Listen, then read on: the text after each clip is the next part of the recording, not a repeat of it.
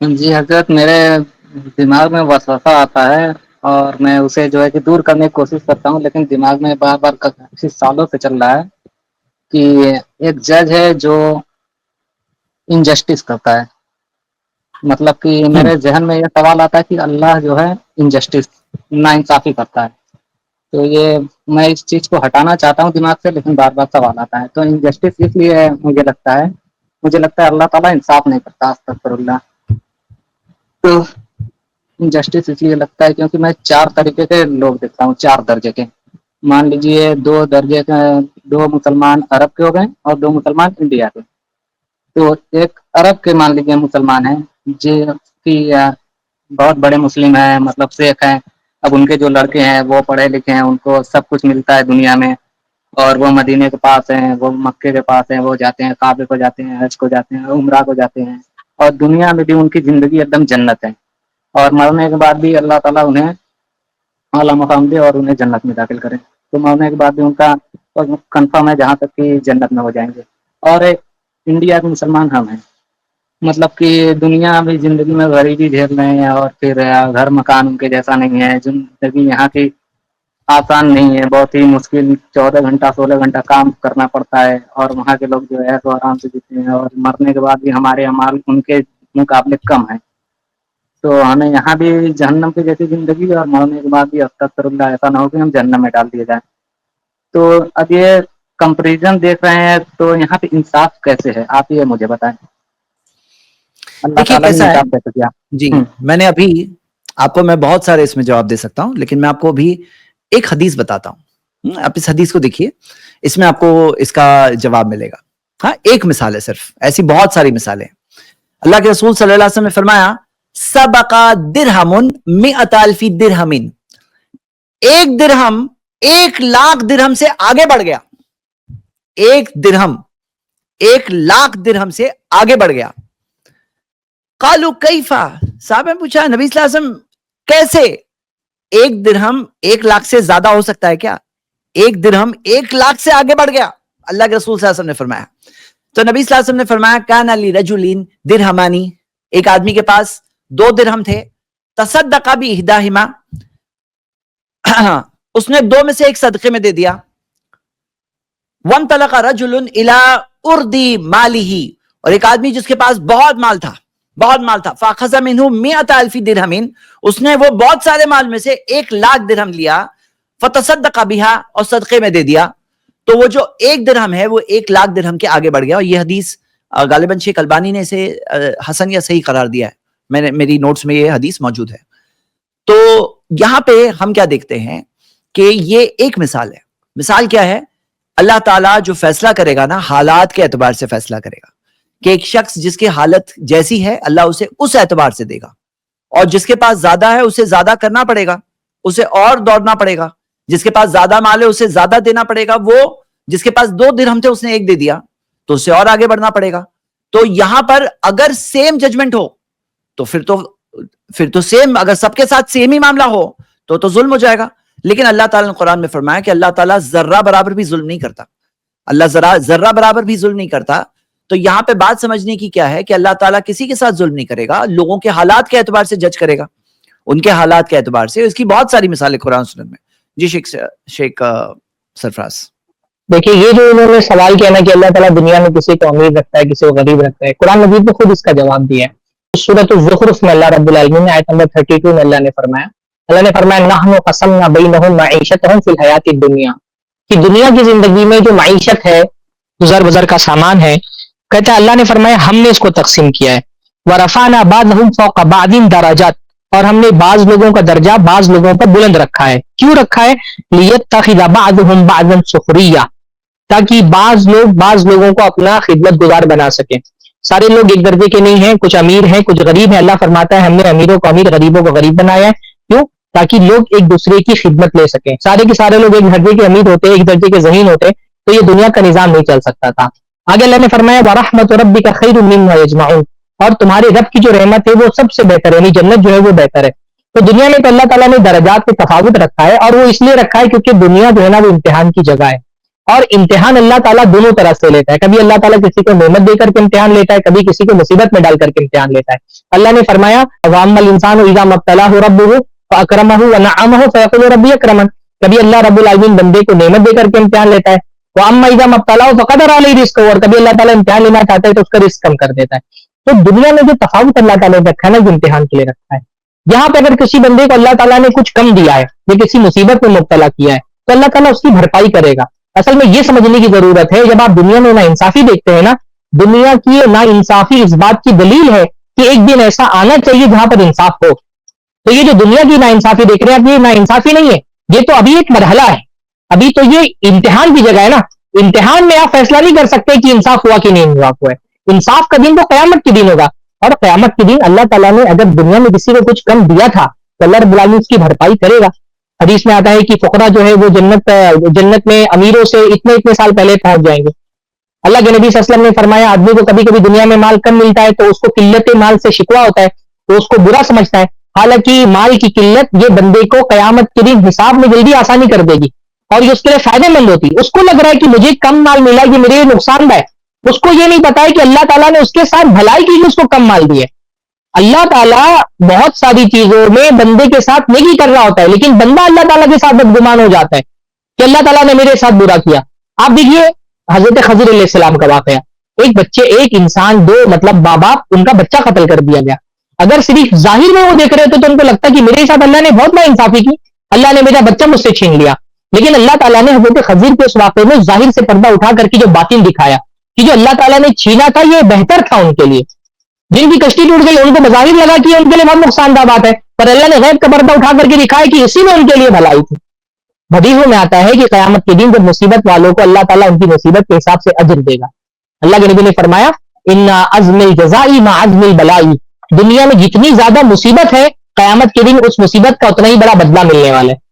اللہ کے نبی فرماتے ہیں قیامت کے دن جب مصیبت والوں کو ان کی مصیبت کے بدلے میں اجر دیا جائے گا تو عافیت والے یہ سوچیں گے کہ کاش ہماری چمڑیاں قینچی سے کاٹ دی گئی ہوتی اور جو اجر اس کو مل رہا ہے وہ ہم کو مل سکتا. دنیا میں آپ جس کو مصیبت سمجھ رہے ہیں اور سمجھ رہے ہیں کہ آپ کے ساتھ ناانصافی ہوئی, وہ قیامت کے دن ایسی رحمت بنے گی, اس کے بدلے میں وہ اجر ملے گا کہ جو مصیبت کا شکار نہیں وہ سوچیں گے کاش ہم پر بھی یہ مصیبت آئی ہوتی اور آج ہم اس اجر کے مستحق ہو سکتے. تو پوری دنیا کو دیکھ کر کے آپ اللہ تعالیٰ کے عدل کا فیصلہ نہیں کر سکتے. عدل کا اصلی دن تو قیامت کے دن ہے, اس کو بدلے کا دن اللہ تعالیٰ نے اسی لیے کیا مالک یوم الدین, وہ بدلے کا دن ہے. تو جب قیامت کا دن آئے گا تو اللہ تعالیٰ چیزیں برابر کرے گا. اللہ رب العالمین مصیبت والوں کو ان کی مصیبت کا اجر عطا فرمائے گا, نعمت والوں سے ان کا حساب لے گا. اللہ رب العالمین عدل کرنے والا ہے. اس عدل کا تصور اللہ تعالیٰ نے آپ کو دیا. یہ جس دماغ سے آپ سوچ رہے ہیں نا, اس دماغ میں عدل کا جو تصور آیا ہے وہ اللہ تعالیٰ نے آپ کے دل میں ڈالا ہے. سبحان اللہ, یہ کیسے ہو سکتا ہے کہ جس اللہ تعالیٰ نے آپ کو عدل کا شعور دیا ہے وہ اللہ تعالیٰ خود عدل نہیں کرے گا؟ ایسا کیسے ہو سکتا ہے؟ اس لیے ایمان کا تقاضا ہے کہ اللہ نے کہہ دیا وَلَا يَظْلِمُ رَبُّكَ أَحَدًا, یا فرمایا کہ اللہ تعالیٰ ایک ذرے برابر بھی کسی کے ساتھ ظلم نہیں کرتا ہے, تو آپ کو اس پر ایمان رکھنا چاہیے. یہ اللہ تعالیٰ نے نہیں کہا کہ لازم ہے کہ آپ کو اللہ کا عدل سمجھ میں بھی آئے. اصل مسئلہ آپ کا یہ نہیں ہے کہ آپ اللہ تعالیٰ عدل نہیں کر رہا, اصل مسئلہ یہ ہے کہ آپ کو اللہ تعالیٰ کا عدل سمجھ میں نہیں آ رہا ہے. تو قصور اللہ تعالیٰ کے عمل پر نہیں دینا چاہیے, قصور اپنے عقل کا قبول کرنا چاہیے کہ میں ناقص العقل انسان ہوں, مجھے اللہ تعالیٰ کا عدل سمجھ میں نہیں آ رہا, پر کیونکہ میں مومن ہوں تو میں یقین رکھتا ہوں کہ گرچہ میری عقل کو اللہ تعالیٰ کے عدل کے تقاضے نہ سمجھ میں آئے, پھر بھی میں ایمان رکھتا ہوں کہ اللہ تعالیٰ عدل کرنے والا ہے. یہ اصل میں ایمان کا تقاضا ہے. قرآن مجید کی ایک اور آیت ہے سورہ شورا میں, اس میں اللہ تعالیٰ نے وضاحت کر دیا کہ کیوں نہیں سب کو اللہ تعالیٰ نے مالدار بنایا. دیکھیں سورہ شورا سورہ 42 آیت 27 میں دیکھیں اللہ فرماتا ہے وَلَوْ بَسَطَ اللَّهُ الرِّزْقَ لِعِبَادِهِ, اللہ تعالیٰ اگر اپنے بندوں کے لیے بالکل رزق ایسے سب کو دے دیتا, بالکل پھیلا دیتا, لَبَغَوْا فِي الْأَرْضِ, تو وہ زمین میں سرکشی کرتے. تو اللہ تعالیٰ کو معلوم ہے کہ کون اس مال کو دولت کو کنٹرول میں رکھ پائے گا اور کون اس کا ناجائز مس یوز کرے گا. تو اگر سب کو دے دیا جائے تو وہ کیا کریں گے, زمین میں فساد برپا کریں گے. وَلَكِنْ يُنَزِّلُ بِقَدَرِ مَا يَشَاءُ, لیکن اللہ تعالیٰ جتنا چاہتا ہے ایک مقدار, ایک اندازے کے مطابق ایک مقدار میں اللہ تعالیٰ یہ رزق اتارتا ہے. إِنَّهُ بِعِبَادِهِ خَبِيرٌ بَصِيرٌ, اللہ تعالیٰ اپنے بندوں کے بارے میں جانتا ہے, نگاہ رکھتا ہے, ان کے بارے میں پوری معلومات رکھتا ہے. تو اللہ رب العالمین رزق انہی کو دیتا ہے. اللہ رب العالمین اگر سب کو رزق دے دے گا تو فساد فلرز ہو جائے گا, بہت بڑا مسئلہ ہو جائے گا. بلکہ ایک طبرانی کی ایک روایت ہے، شیخ البانی رحمہ اللہ نے حسن قرار دیا، اس میں اللہ کے نبی صلی اللہ علیہ وسلم فرماتے ہیں کہ ان للہ اقوام اختصهم بالنعم، اللہ تعالیٰ کی کچھ خاص بندے ہوتے ہیں جن کو اللہ تعالیٰ سلیکٹ کرتا ہے کہ ان کو مال دینا ہے، لمنافع العباد، تاکہ وہ لوگوں کو فائدہ پہنچائیں۔ تو اگر جن کو دیتا بھی ہے نا کچھ لوگوں کو، وہ آدمی بعد میں بگڑ جاتا ہے، لیکن اللہ تب تک دیتا ہے جب تک اس کا صحیح استعمال کر رہا ہے۔ تو اس میں ہے کہ یقینہم فیہا، اللہ اس دولت میں باقی رکھتا ہے، ما بذلوها، جب تک وہ خرچ کرتے رہتے ہیں۔ لیکن فائدہ منعوها، لیکن جیسے ہی وہ لوگوں کی بھلائی میں مال خرچ کرنا بند کر دیتے ہیں، کچھ غلط کرنے لگتے ہیں، تو انتزعها منہم، اللہ ان کی دولت چھین لیتا ہے، فحولها الی غیرہم، کسی اور کو اس کو منتقل کر دیتا ہے۔ تو اللہ رب العالمین جانتا ہے اچھی طرح سے کہ اگر سب کو دولت دے دی جائے تو اس کا انجام کیا ہوگا، وہ کس طرح سے اس کا غلط استعمال کریں گے۔ تو اللہ تعالیٰ دولت بھی دیتا ہے دیکھ کے، اللہ جانتا ہے فیوچر کے بارے میں، جانتا ہے کہ آدمی کیا کرنے والا، طاقت بھی اللہ تعالیٰ دیکھتا ہے دیکھ کے۔ تو کچھ لوگوں کو اللہ کمزور بناتا ہے، کچھ لوگوں کو اللہ غریب بناتا ہے، اس کے پیچھے مصلحت ہوتی ہے۔ اگر ان کو مال دے دیا جائے، ان کو طاقت دی جائے، تو پتہ نہیں کیا کتنا بڑا فساد برپا کریں گے۔ تو اللہ رب العالمین جانتا ہے، اس کی ایک مصلحت ہے، سارے انسان ایک جیسا نہیں ہے، اسی حساب سے اللہ تعالیٰ اپنے بندوں کو رزق دیتا ہے، جیسے کہ اللہ تعالیٰ نے بہت واضح طور پہ کہا کہ انہ بعبادہ خبیر بصیر، کہ اللہ تعالیٰ اپنے بندوں کو سے باخبر ہے، ان کو دیکھنے والا، ان کے بارے میں جاننے والا۔ جی جزاک اللہ خیر، ماشاءاللہ۔ شیخ شعبان آپ کچھ کہہ رہے تھے؟ جی جی، میں ایک مثال سے یہ بات میں کلیئر کرنا چاہ رہا تھا ان کے لیے کہ مسئلہ اللہ تبارک و تعالیٰ کی عدالت کا نہیں ہے، مسئلہ ہمارے علم و فہم کا ہے، جو سرفراز بھائی نے آخر میں اس کی طرف اشارہ بھی کیا۔ تو میں اس کو ایک مثال سے سمجھاؤں گا، یا جو آیتیں پیش کی گئیں کہ جیسے ماں اور باپ ہیں، ماں اور باپ ہیں، اور ان کا ایک چھوٹا سا بچہ ہے، وہ 3 سال کا ہے، اور ایک بچہ ہے جو 10 سال کا ہے، اور ایک خوبصورت سا حسین چاقو ہے جس کا دستہ جو ہے سرخ ہے، اور جس چاقو کی دھار بڑی چمکدار ہے اور نوک بہت حسین ہے۔ اب وہ دونوں جو ہے اس چاقو کے طلبگار ہیں، مگر ماں باپ نے اس 3 سال کے بچے کو، یا 3.5 4 آپ کہہ لیں، اس کو چاقو نہیں دیا، بلکہ چاقو دیا اگر کچھ کاٹنا ہے تو وہ 10 سال کے بچے کو دیا۔ اب دیکھیے جو بچہ وہ 4 سال کا ہے نا، وہ روئے گا، چلائے گا، زمین پہ پیر بھی پٹکے گا، اور کوئی دوسری چیز دیں گے اٹھا کے پھینک دے گا۔ وہ کیوں ایسا کر رہا ہے؟ اس لیے کہ اس کا علم اور اس کا فہم اس بات تک پہنچ نہیں رہا ہے کہ ماں باپ نے چاقو اس 10 سال کے بچے کو، اس کے بھائی کو کیوں دیا اور اس کو کیوں نہیں دیا۔ تو اسی طرح کی وللہ المثل الاعلی، اور اللہ تبارک و تعالیٰ کے لیے اعلیٰ مثال ہے۔ تو اس طریقے سے آپ بات کو سمجھیں۔ دوسری بات یہ ہے کہ آپ نے جو باتیں بھی پیش کی ہیں ان میں ایک تصور ابھرتا ہے، اور عام طور پہ یہی کانسیپٹ لوگوں کا ہوتا ہے۔ وہ کیا ہوتا ہے کہ لوگ اصل میں رزق نہ صرف مال کو سمجھتے ہیں۔ اچھا، میں یہ جو بات کہنے جا رہا ہوں یہ صرف اس بھائی کے لیے نہیں ہے، بلکہ تمام لوگوں کے لیے ہے جو اللہ کی نعمتوں کی ناشکری میں مبتلا ہے۔ اور کیوں مبتلا ہیں؟ اس لیے کہ اللہ کی رحمتوں اور نعمتوں کی معرفت اور صحیح شناخت انہیں نہیں ہے۔ کیونکہ لوگ کیا ہے نا کہ صرف مال کو رزق سمجھ رہے ہیں، حالانکہ رزق انسان کے چہرے کا جمال بھی ہے۔ ایک انسان بڑا مالدار ہے مگر اس کا چہرہ بڑا بگڑا ہوا ہے، اب اس سے پوچھئے نا کہ اس چہرے کا جمال کتنا، کیسی اہم ترین روزی ہے اس کے لیے، مگر اس کو نصیب نہیں ہے۔ بدن کی قوت بھی جو ہے انسان کے لیے رزق ہے، انسان کی جو صحت ہے، اس کی تندرستی، وہ اس کے لیے بہت عظیم ترین رزق ہے۔ مطلب اس مالدار سے پوچھئے نا، جو مالدار مطلب سامان سب 20 طرح کے پکوان سامنے رکھے ہوئے ہیں، خوشبو اٹھ رہی ہے، مگر کہتا وہ ذرا دال جو ہے نا وہ سادی سی، اور جو چنا ہے وہ ذرا دیجئے گا۔ تو بیچارے صاحب وہ فش ہے اور چکن ہے اور قورمے ہیں اور تمام طرح کی چیزیں، لیکن صاحب کو کھانا کیا ہے؟ چنا کھانا ہے۔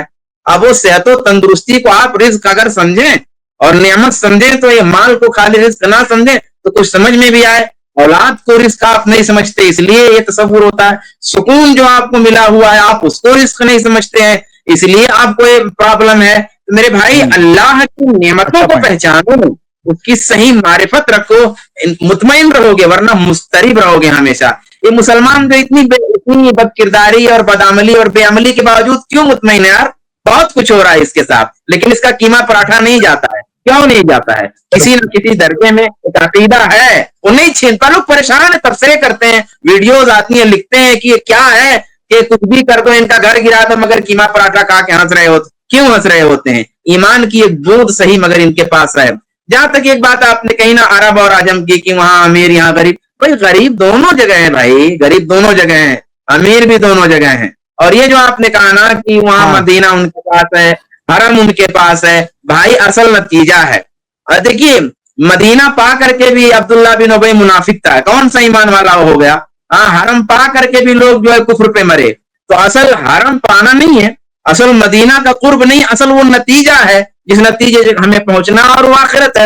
اور پھر اللہ تبارک و تعالیٰ نے اس کا متبادل دیا ہے. بھائی آدمی فلاں عمل کر لے گا تو عمرے کا ثواب ہے, فلاں عمل کر لے گا تو حج کا ثواب ہے, سب متبادل رکھے ہوئے ہیں. اللہ نے دنیا بہت میں بڑی سامان نیت دی ہے. جی سامان جو پیدا کیے نا, اب ایسا نہیں کہ سارے وٹامن سیب ہی میں, ٹماٹر بھی غریبوں کا سیب موجود ہے نا. ایسا نہیں ہے کہ سارے صلاحیتیں فلاں پھل میں موجود ہیں, کچھ سستے پھلوں میں بھی اللہ تعالیٰ نے غریبوں کے لیے بھی رکھا ہوا. تو صرف مدینہ اور مکہ والوں کے لیے سب نہیں ہے, ہم ہندوستان کے غریبوں کے لیے بھی اللہ تعالیٰ نے بڑی نعمتیں اور رحمتیں رکھی. جزاک اللہ خیر شیخ.